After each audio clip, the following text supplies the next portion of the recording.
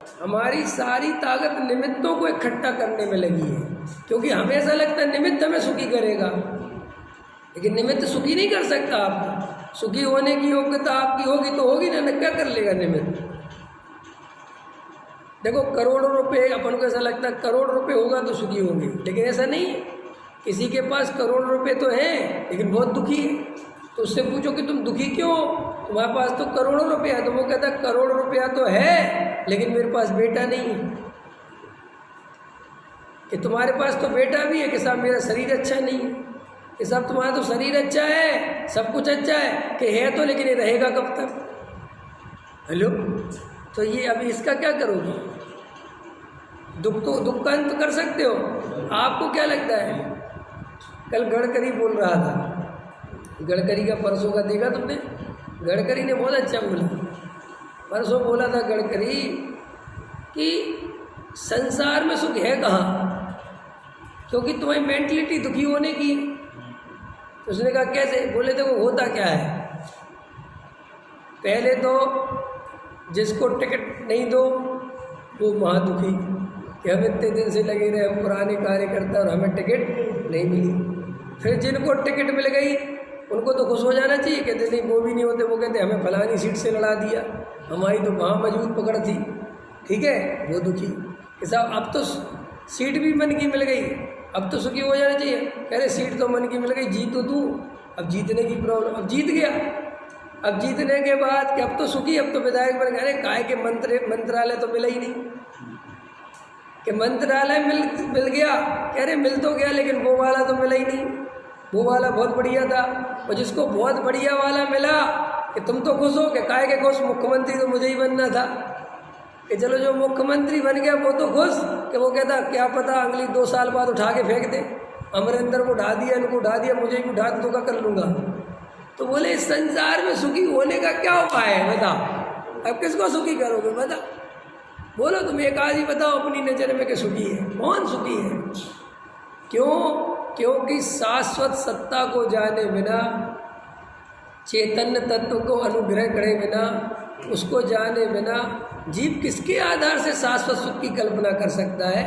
कैसे कर सकता है? चाहे कर भी नहीं कर सकता। वो जानता है ना कोई देह के भरोसे कितने दिन तक सुखी रह सकता है, जानता है ना कि मिटेगी। बच्चों के भरोसे तुम कितने दिन तक सुखी रह सकते हो, तुम जानते हो ना एक दिन ये छोड़ेंगे। पत्नी के भरोसे कितने दिन सुखी रहोगे, तुम जानते हो ना वियोग होगा। मकान दुकान के भरोसे कब तक सुखी, तुम्हें पता है ना छोड़ के जाना पड़ेगा। कोई भी पद मिल जाए तुम खुद जानते हो ना, अच्छा पीएम का पद तो ठीक है ना, अच्छा है ना, उसमें तो काहे का सुखी है। अब मोदी ने 75 वालों को हटाया था, अब खुद ही सोचता होगा यार मैंने क्यों हटा दिया, क्योंकि अब खुद ही का नंबर आने वाला है। कि क्या करोगे तुम संसार में, क्या करोगे? तो फिर करे कैसा? आनंद से रहो, दुखी नहीं होना है, परेशान नहीं, वहाँ भेद ज्ञान रखो और आनंद से रहो। जो जैसा उसे वैसा स्वीकार करो, जो क्षण भर का उसे क्षण भर का स्वीकार करो, जो शाश्वत है उसे शाश्वत स्वीकार करो। उसमें क्या डरने की जरूरत है, क्या घबराने की जरूरत है? देह है, ईमानदारी से खड़े रहो, इसमें बीमारियां आएंगी ही आएंगी, इसी का नाम संयोग है। नहीं आएंगी शरीर में बीमारी, आएंगी ना तो अभी से मजबूत रहोगे, आएंगी तो देखेंगे, कोई टेंशन नहीं, बस तो भय निकल जाएंगे। जब भय बने क्यों है? पत्नी मर गई, अरे मरेगी, पति मरेगा ही, इसमें क्या घबराना। कि सब बच्चे बड़े हो जाएंगे, मैं छोड़ेंगे ही, ये कोई ऐसा तुम्हारे साथ अकेले थोड़ी होने वाला है। इस संसार में किसके साथ ऐसा नहीं हुआ? डर निकालना है, वस्तु स्वरूप को स्वीकार करोगे तो डर निकलेगा। स्वीकार नहीं करते इसलिए तो एक मृत्यु का डर है। तो एक बात बताओ, मृत्यु से कितना डरेंगे कि मृत्यु नहीं रहे? बताओ, हम मौत से डरते रहे कि मौत तो मौत नहीं आएगी। और जो मर गए तो क्या वे मौत से डरते नहीं थे? खूब डरते थे, लेकिन आ गई ना। इससे अच्छा तो है कि डर नहीं छोड़ो ना, मरना तो है ही, नहीं मरना क्या? तो मरना का जिसको क्लियर हो गया कि मरना है तो वो अंदर से फिर बस ये देखो सरहद पे खड़े रहते बंदूक ताने, डरते नहीं। उनसे पूछो तुम्हारे अंदर डर क्यों नहीं, कहते मरेंगे, इससे ज़्यादा क्या होगा। हाँ तो वे मिथ्या दृष्टि बेचारे जिनको आत्मा पता नहीं है, वे इतनी बढ़िया मेंटलिटी बना के घूम रहे हैं और तुम्हें आत्मा पता है और तुम मर रहे, तो तुम्हें इसका मतलब क्या कि तुम कुछ पता ही नहीं। हमसे ज़्यादा सुखी आदमी दुनिया में दूसरा नहीं दिखना चाहिए। हमारे पास जो माल है, बेचारे जिनके पास माल नहीं है वे बेचारे मस्ती में घूम रहे हैं, उनके चेहरे की हंसी देखने लायक है। और बनिया जी की, जैन साहब की हंसी ऐसी मुरझाई हुई है जैसे इनके बाप रोज ही मरते हो। बिल्कुल बेचारे मर गए, अरे माँ काम नहीं चल, अरे और वो गरीब आदमी मस्त है बिल्कुल। उससे वो देखो यार इसकी मस्ती क्यों, वो कहता है अरे क्या है यार कि साहब कल की व्यवस्था, अरे कल की कल से देखेंगे। और जैनी आदमी 7 पीढ़ी की सोचता है और सोचता है कि मुझे जैन धर्म पे श्रद्धान है।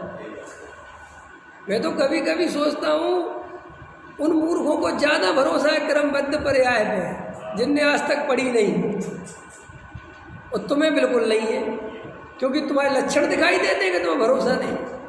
उनको ज़्यादा खुदा पे भरोसा है, तुम्हें अनंत पे जितना भरोसा नहीं, उनको खुदा पे भरोसा है।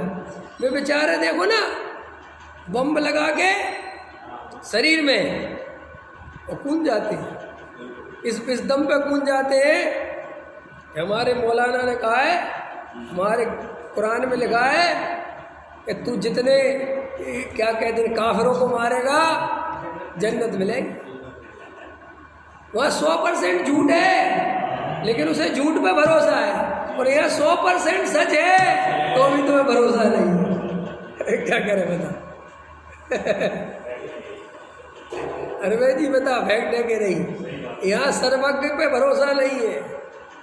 सर्वज्ञ भगवान कह रहे देव और आत्मा जुदे जुदे नहीं मान रहे। सर्वज्ञ भगवान कह रहे एक समय की पर्याय जो आनी है, जो होनी है, जो ऐसी निश्चित है, इस पे नहीं है भरोसा। और वो मुसलमान को काफिर और मूढ़ा गोरज्ञानी वो क्या क्या कह रहे हैं, कह रहे कि नहीं कह रहे। हिंदू को कह रहे भाई तुम अपनी तो जड़ें देखो, वो तो राम के भरोसे बैठे ही है, वो राम के भरोसे एक तरफा तो है। तुम तो कभी कर्म के भरोसे, कभी पड़ोसी के भरोसे, कभी भगवान के भरोसे, कभी क्रमबद्ध के भरोसे, कभी विद्वान के भरोसे, कभी कहीं महाराजों के भरोसे। तुम्हारी जिंदगी तो एक तरफ है ही नहीं। महाराजों से पीछे रखवाते हो, रखो रखो रखो रखो, भाई महाराज नहीं रखे तो रखो है। मुझे ऐसा मत समझना आप, ऐसा मैं अभी गुजरात गया था ना, मैंने वहाँ देखा कि सब दूर के ढोल सुहावने होते हैं, कि वहाँ पे भी यही था। गुरुदेव आते थे तो गुरुदेव हमारी दुकान पे पैर रख लो, हाँ गुरुदेव हमारी दुकान देख लो। तो ये दुकान काहे को दिखवाते थे। गुरुदेव ने तो प्योर तत्व परसा है, प्योर आत्मा की बात करिए। लेकिन गुरुदेव के मानने वाले भी ऐसे थे, उनको सुनने वाले ऐसे थे कि आ जाओ हमारी दुकान पे। हाँ अभी कोई अतिवीर जी है ना, अतिवीर महाराज, चांदनी चौक पे ले गया अपनी दुकान पे, ख्याल में है कि नहीं है, आपके चरण पड़ जाए तो इतने ऐसे कलश ऐसे शुद्धि कर दी उसकी दुकान की। उसने फिर करोड़ रुपए दिए, करोड़ रुपए दिए है। हाँ तो उनका एरिया घूमा हुआ होगा ना, हाँ जो भी है। अपन तो ज़्यादा, मेरा कहने मतलब ये है कि ये मिथ्या तो कहीं नहीं छूटता।